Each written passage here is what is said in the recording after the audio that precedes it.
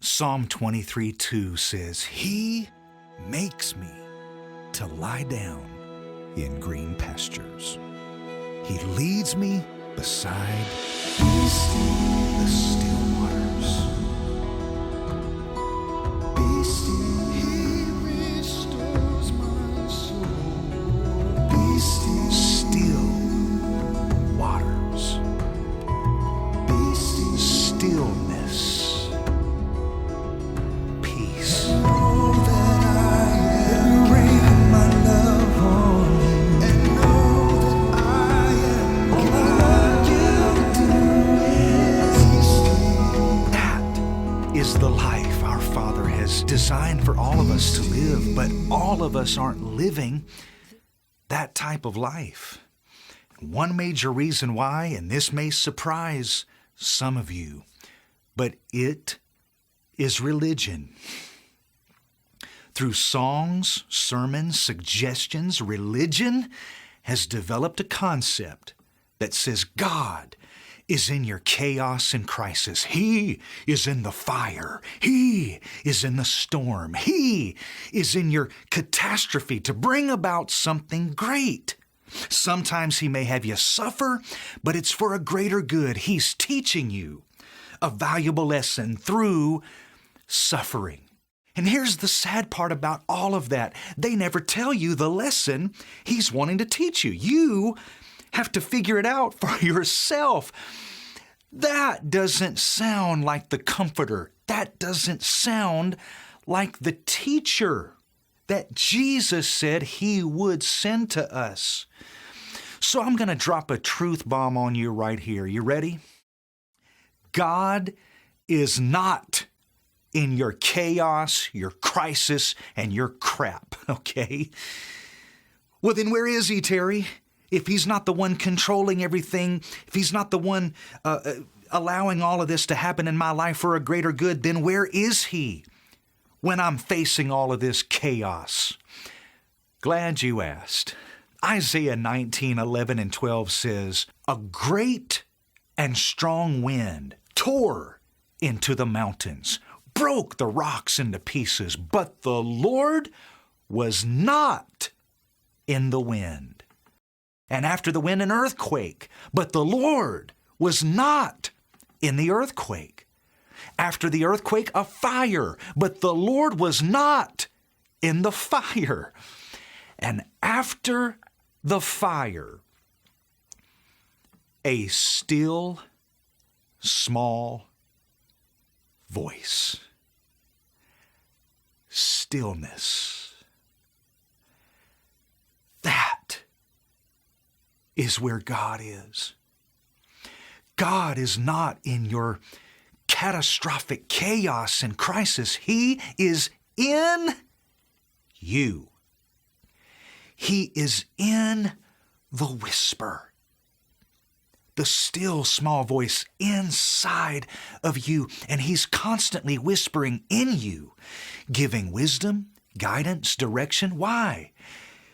To keep you out or to get you out of chaos and crisis. I truly believe we go through so much junk because of decisions we make or the decisions others have made, which have an effect on us. But it's not God. Here is the life God has for you. He leads me beside still waters. Can you get that picture inside of you? Not troubled waters, not storms, not car wrecks, cancer, sickness, disease. No, stillness, peace, ease, a smooth path, a paradise life. But notice, He leads us. He doesn't push us. Again, He's in the whisper. Are you getting this? He's in the whisper. Could that be the reason we don't hear Him more? We're so wrapped up in chaos and crisis. We sort of exalt trials and tribulations. There's some people, they'll wear a suffering badge with honor.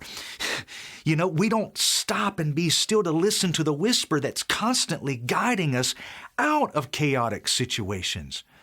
Because of certain books that I've written, I meet some people who came out of drugs and alcohol and other very rough situations. And at times, I'll hear some of them say, "Oh, I thank God He allowed me to hit bottom, to lose everything, to nearly die. He allowed me." Can I just tell you, that wasn't God. I want to rephrase that, because there's a lot of gods in the world. So I don't know which God they're referring to when they say such a thing like that, but I do know this: it's not the Father Jesus represented. God, the Father Jesus represented, was there with you at the beginning, whispering to you, "You don't have to do this. I've got more for you. I've got something better for you. Trust me.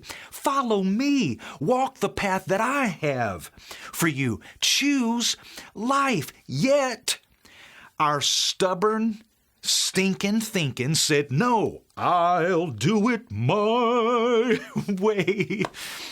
Well, like Dr. Phil says, how's that working for you?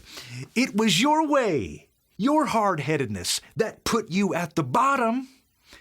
And after you hit the bottom, you got still. And you heard, "I'm here. I'm here. You want help? Let me lead you out of this mess. Let me bring you back to still waters, green pastures, the paradise life that I have for you." You see, it's in the stillness that we hear His whisper and we receive wisdom and strength to grow. Oh, I trust you realize how powerful that statement is. The truth I'm sharing with you right now can absolutely revolutionize anyone's life. Do you realize how much junk we can avoid by simply hearing the whisper and then following that way? But it's in the stillness. You see, He's in the whisper. I know this is not the picture most religious circles present or promote. There is a horrific religious picture that I hate. I hate it with a passion. It's a concept that's promoted through songs, sermons, suggestions, and it shows two paths. One path is smooth, straight, easy. The other path has hills and valleys, storms and chaos.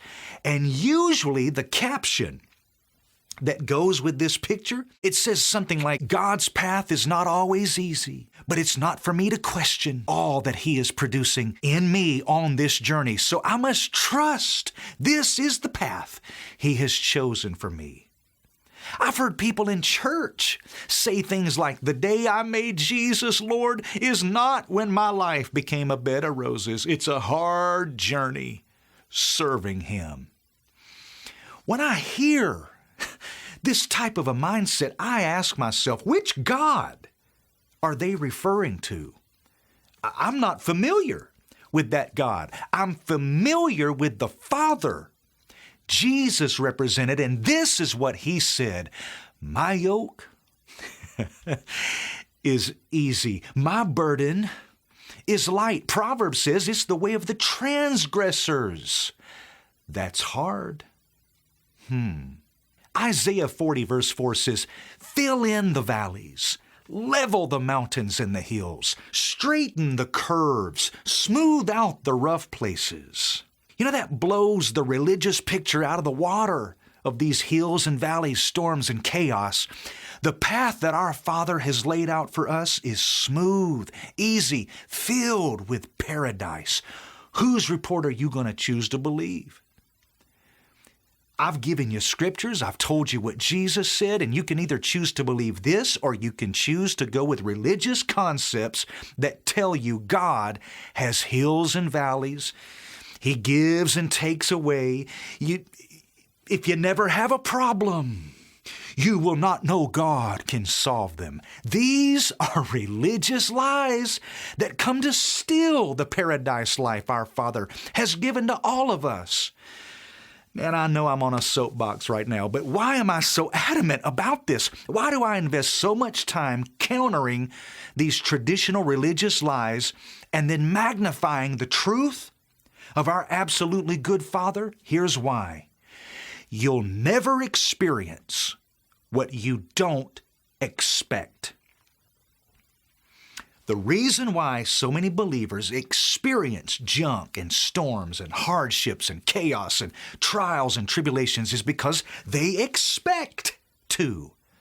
Through songs, sermons, suggestions, they have developed a heart belief that has told them they must have a life filled with ups and downs, chaos and crisis, hills and valleys. Oh, but just remember, it's worth it all knowing that it's all part of God's mysterious plan that He may or may not reveal to me. I just need to take comfort in knowing God is with me. What? What? So let me get this straight. You tell me there's a God that created everything perfectly. He designed everything with such precise accuracy that we can set our watch by it. But yet, when it comes to my life, it looks like bombs went off and He's the one controlling all of it? No. We've bought into a religious lie. Please hear what I'm saying to you. You'll never experience what you don't expect. So I want to empower you right now. Expect to hear His whisper. Expect still waters instead of storms. Expect an easy day instead of a hard journey. Expect provision to freely flow to you instead of barely making it. Expect to make the right choice at the right time that will produce a paradise life for you. Do you want that? Do you want that? Be still. Listen. He's in the whisper. He's not in all of this chaos and crisis. He's not in all these storms trying to perfect your faith, to build you, to teach you, to humble you. I've heard all of that crazy stuff, and they attach God to it. No, that is not the Father Jesus represented. Jesus, the Good Shepherd, came to bring you back to still waters, green pastures, a paradise life. Expect it. And I truly believe as we begin to expect those things, as we begin to sing songs about that, as we begin to develop sermons about that, as we begin to post on Facebook those kind of pictures, when we expect it, I believe we will experience it.